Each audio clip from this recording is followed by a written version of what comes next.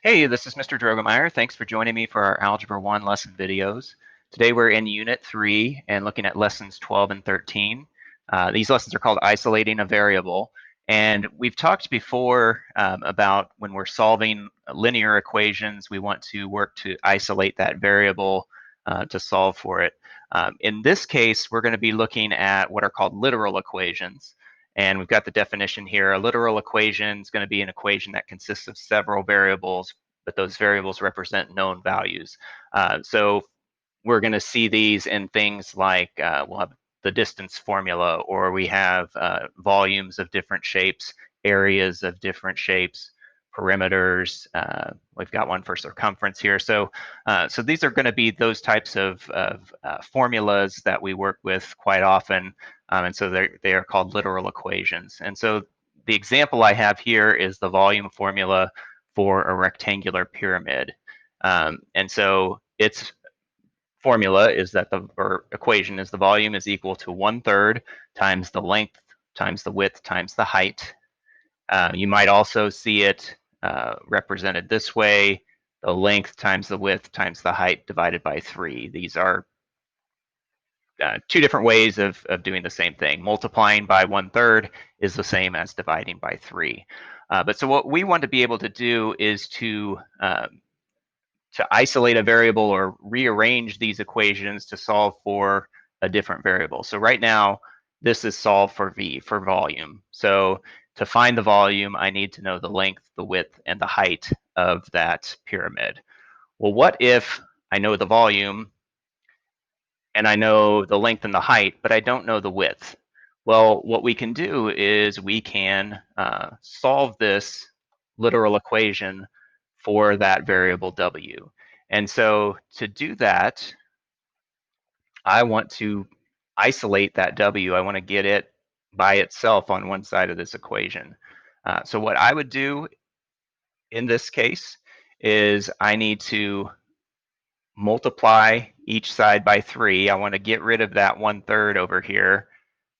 And so my first step here, I'm going to multiply each side of this equation by 3. When I do that, 3 times 1/3 is just 1. So that just leaves 1 times the length times the height, or L times W times H. And then on this side, I'm going to be left with 3 times V. Well, I want to get that W by itself, and right now it's being multiplied by both the L and the H. Well, we talked about those properties of equality that if I want to undo that multiplication, I can divide, and I'm going to divide by the length and the height. And I have to do that on both sides of the equation. When I do that, L times W times H divided by L times H, the L's and the H's divide to 1 or kind of cancel each other out. So I'm just left with W here. And then on my right side, I have that 3 times V over L times H. So if I knew the volume and I knew the length and the height, I could plug those values in to that equation, and that would tell me what the width would have to be. All right, so let's look at how we would do that in this second example here. So the circumference of a circle is equal to 2 times pi times the radius. And remember, pi is a number, it's not a variable. So just keeping that in mind, we want to solve for r. So we need to get this r isolated or by itself. Well, right now, r is being multiplied by 2 and by pi. So to undo that multiplication, we would divide by 2 pi. And when we do that over here on the right side, we're just left with r. On the left side, we have the circumference divided by 2 pi. So if I know the circumference of a circle, I can find the radius by taking that circumference and dividing it by 2 pi. All right, and then one last example here. Let me scroll down a little bit.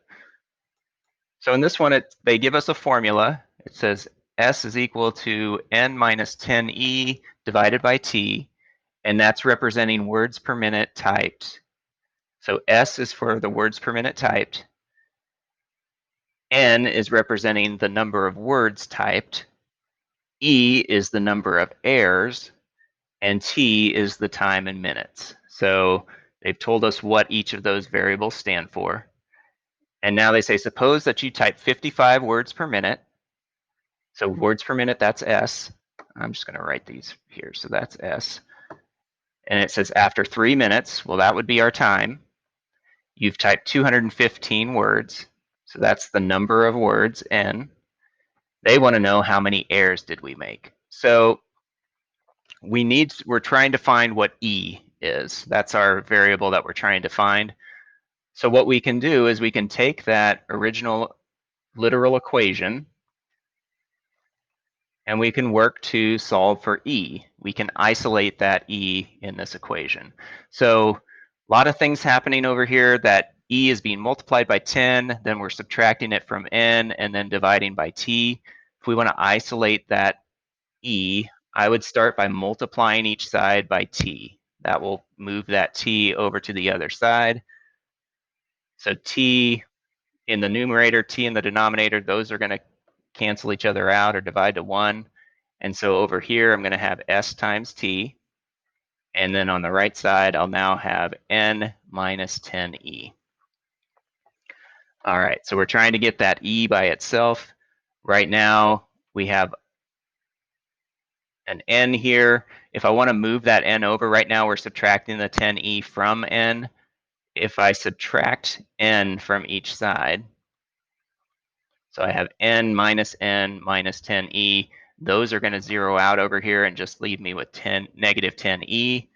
On the right side, or excuse me, the left side, I will have S times T minus N. And so I'm almost there. Last thing, my E is being multiplied by negative 10. So if I divide each side by negative 10, that's going to give me my equation solved for E.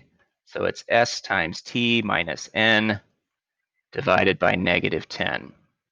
So now I have this solved for E. Now I can plug in those values that they gave us for those variables and find what E will be. So we said our S, our words per minute, is 55. Our T, our time, is 3 minutes. So we're going to multiply 55 times 3. Then we're going to subtract the number of words we typed, which is 215. And that will be divided by negative 10. All right, so order of operations, we need to do our numerator first. We've got the multiplication. 55 times 3 is 165 minus 215 divided by negative 10. So I need to do that subtraction in the numerator, and then I can do my division. 165 minus 215, that's negative 50.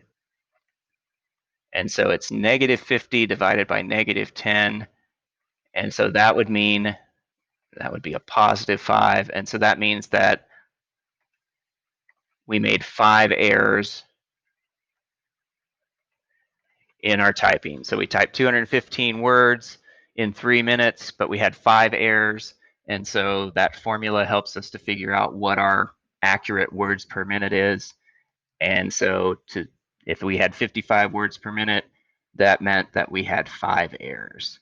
All right, and so that's how we can work with some of those literal equations and work through some of those issues.